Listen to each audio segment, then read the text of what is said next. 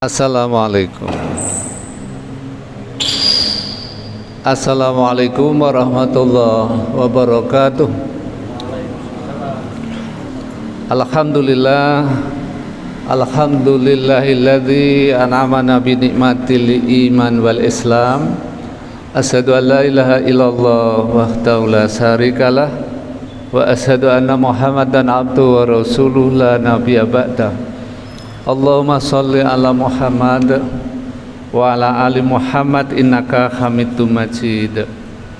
Raditu billahi robba wa bil islami dina wa bi Muhammadin nabiyya wa rasulah.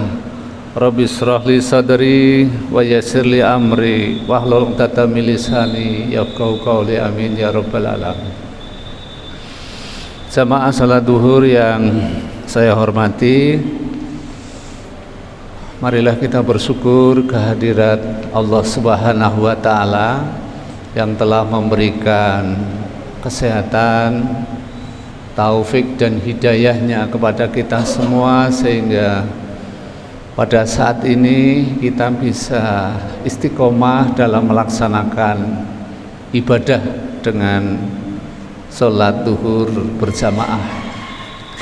Semoga amal ibadah Bapak Ibu diterima oleh Allah Subhanahu wa Ta'ala dan dikabulkan doa-doanya. Bapak Ibu yang saya hormati, sebagai wujud dari rasa syukur kita kepada Allah Subhanahu wa Ta'ala, karena syukur itu artinya karena menambah ketaatan, ya, menambah keimanan, ya. Oleh karena itu marilah kita perhatikan firman Allah di dalam Al-Quran surat Ali Imran ayat 110, ya, yang berbunyi a'udzubillahi minasyaitonirrajim, kuntum khaira ummatin ukhrijat linnasi ta'muruna bil ma'ruf wa tanhauna 'anil munkar wa tu'minuna billah. Yang artinya, kamu umat Islam adalah umat yang terbaik yang dilahirkan untuk manusia. Jadi ukuran orang yang terbaik menurut surat Ali Imran ayat 10 ini, itu syaratnya ada 3. Jadi orang yang terbaik itu tidak karena memiliki kedudukan, tidak karena memiliki jabatan, bukan karena memiliki atribut kehidupan yang bermacam-macam, pangkat golongan, bukan karena kekayaannya, bukan karena kecerdasannya, bukan karena kehebatannya, tetapi standar orang yang terbaik menurut Islam, gitu ya, menurut ajaran Islam itu yang pertama adalah orang yang menyuruh berbuat baik. Itu nomor 1, menyuruh berbuat baik itu. Lalu yang kedua, mencegah kemungkaran. Kemudian yang ketiga itu adalah beriman kepada Allah Subhanahu wa Ta'ala. Jadi 3 kriteria itulah yang menjadi indikator bahwa manusia itu dianggap sebagai orang yang baik, ya, terbaik, gitu, ya. Yang pertama, menyuruh kebaikan, ya, menyuruh berbuat yang baik dan mencegah kemungkaran, gitu, ya. Sekarang ini kemungkaran itu sangat banyak dan merajalela, ya, merajalela. Bahkan yang justru kadang tidak diperhatikan itu adalah puping. Ya, puping. Puping itu sibuk main HP dan mengabaikan orang lain. Puping namanya. Di sekitar kita itu banyak hal itu terjadi. Dalam rapat-rapat ya orang biasanya main HP sendiri. Baik mulai rapat di tingkat RT sampai rapat di DPR. Kemudian di pengajian ya begitu, kadang-kadang main HP sendiri itu ya. Pada saat berbicara dengan teller yang di bank itu tangannya juga sambil ya, memainkan gadget itu ya itu. Kemudian ketika menemani anak ya yang sedang mengerjakan tugas sekolah itu ya lirikan matanya itu selalu melihat layar HP ya. Kalau itu ada notifikasi gitu ya. Kemudian bahkan ketika makan berdua dengan suami istri itu ya masing-masing main HP sendiri-sendiri. Padahal saya pernah bertanya kepada teman yang sere, saya tanya, apa toh Mbak kok wong masih muda gitu ya, sudah punya anak, masing-masing juga sudah bekerja, lah kok sere? Ternyata kalau malam hari itu masing-masing main HP sendiri-sendiri. Gitu. Itulah sebabnya mungkin salah satu penyebab tingkat perceraian di Jawa Tengah itu sangat meningkat drastis ya, itu.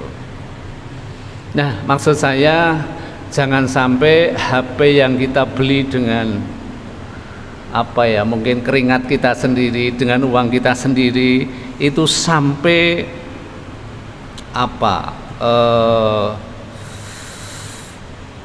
Memisahkan kita dengan teman, memisahkan kita dengan sahabat, bahkan memisahkan kita dengan keluarga. Ya, solusinya bagaimana ya? Hormatilah orang-orang di sekitar kita. Jangan sampai dikatakan kita itu tidak memiliki sopan santun. Itu. Sekarang kemungkaran yang agak berat itu ya, kemungkaran yang agak berat. Misalkan pematokan laut. Pematokan laut itu sebetulnya merupakan salah satu ya, artinya strategi yang diadopsi dari strategi Metung ya, yang dikenal dengan desa mengepung. Desa mengepung. Jadi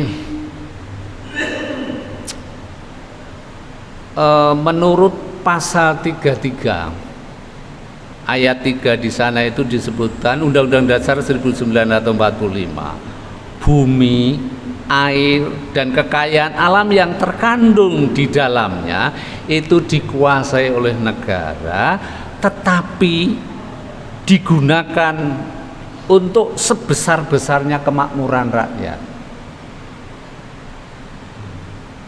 Jadi laut itu yang menguasai adalah negara gitu ya.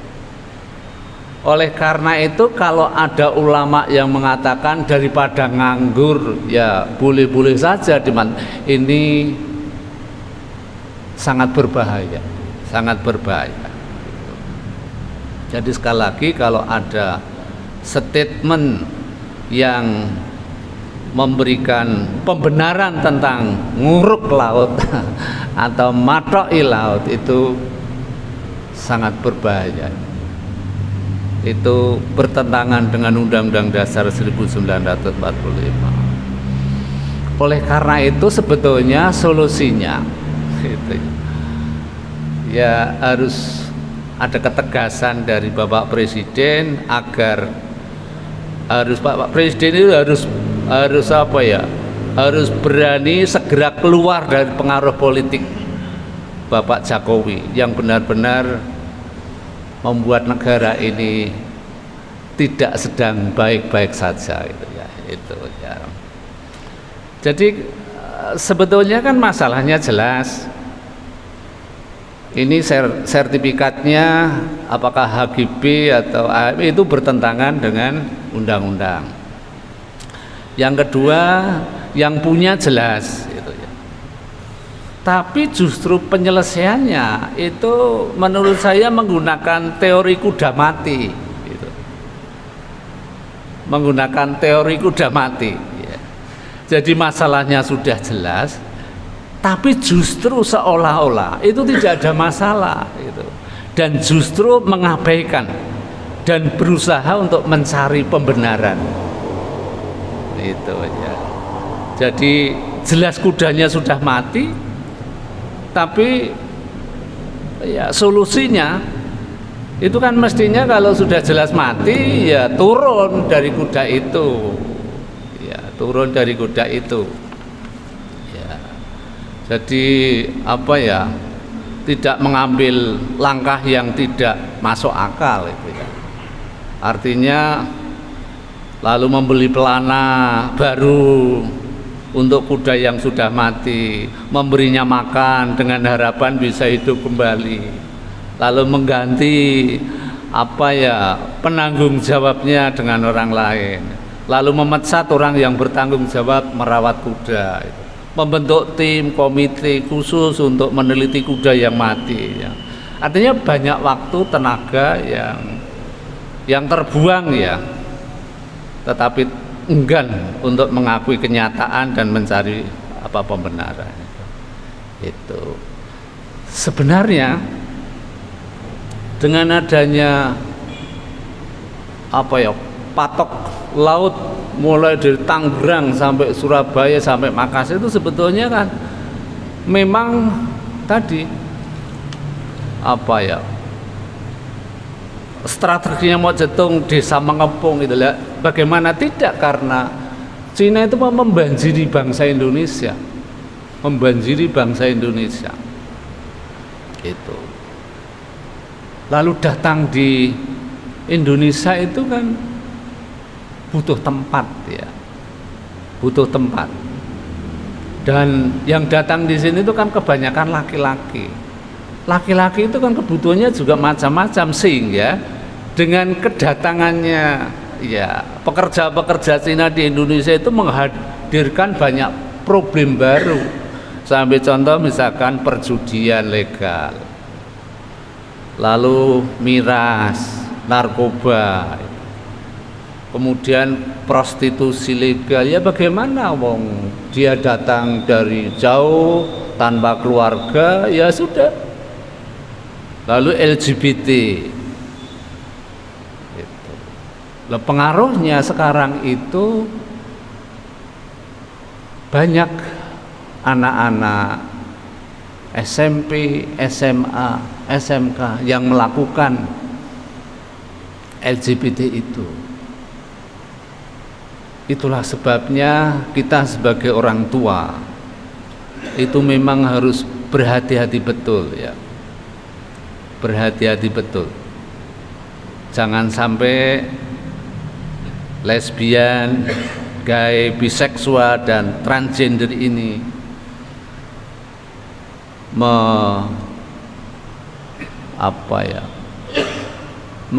sampai keluarga kita ada yang terpengaruh ya, terpengaruh. Kehadiran Cina di Indonesia juga menimbulkan kerusakan alam, makanan haram, babi. Bahkan beliau itu kan memang ideologinya adalah ideologi komunis ya. Jadi ya di Indonesia mengembangkan ideologi komunis itu ya. Oleh karena itu, bapak-bapak, ibu-ibu yang saya hormati, marilah kita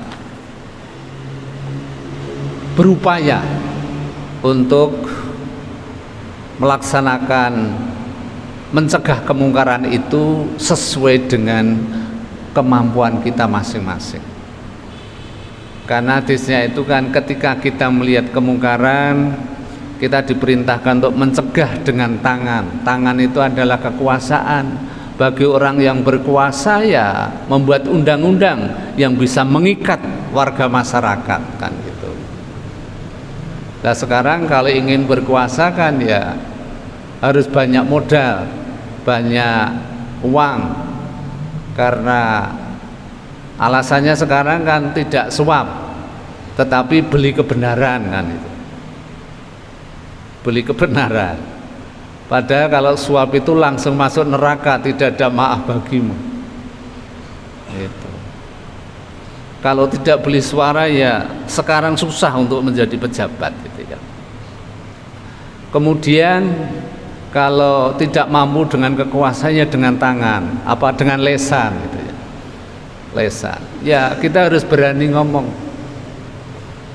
Ya kalau ketua RT mungkin bisa menolak ya, menolak ketua RT, ketua RW di lingkungannya itu apabila ada hal-hal yang tidak sesuai dengan ajaran Islam.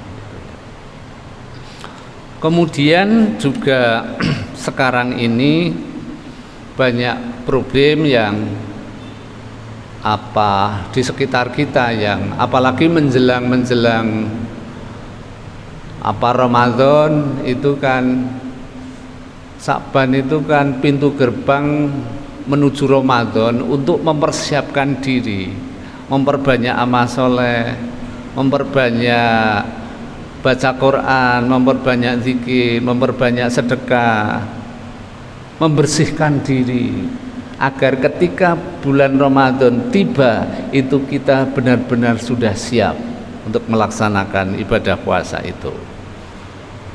Cuman persoalannya sekarang kan ada yang beranggapan membaca Al-Quran, menghafal Al-Quran itu tidak penting karena kita mau tanya apa saja bisa tanya sama Mbah Google bisa langsung terjawab. Kenapa harus menghafalkan Al-Quran? Ini kan statement seperti itu kan statement yang sangat berbahaya. Pada membaca Al-Quran itu adalah ibadah. Oleh karena itu sekali lagi mari di bulan Sa'ban ini kita gunakan momentum untuk mempersiapkan diri dengan memperbanyak amal ibadah, memperbanyak amal soleh, memperbanyak kebaikan, amal kebaikan. Kemudian banyak puasa, banyak zikir, banyak baca Al-Quran agar ketika datang bulan Ramadan betul-betul kita sudah siap. Semoga Allah Subhanahu wa Ta'ala memberikan kesehatan kepada kita semua dan memberikan kesempatan pada kita semua untuk bisa diberikan panjang umur sampai bulan suci Ramadan dan kita bisa melaksanakan ibadah puasa dengan paripurna. Itulah kultum yang dapat kami sampaikan, kurang lebihnya mohon maaf. Assalamualaikum warahmatullahi wabarakatuh.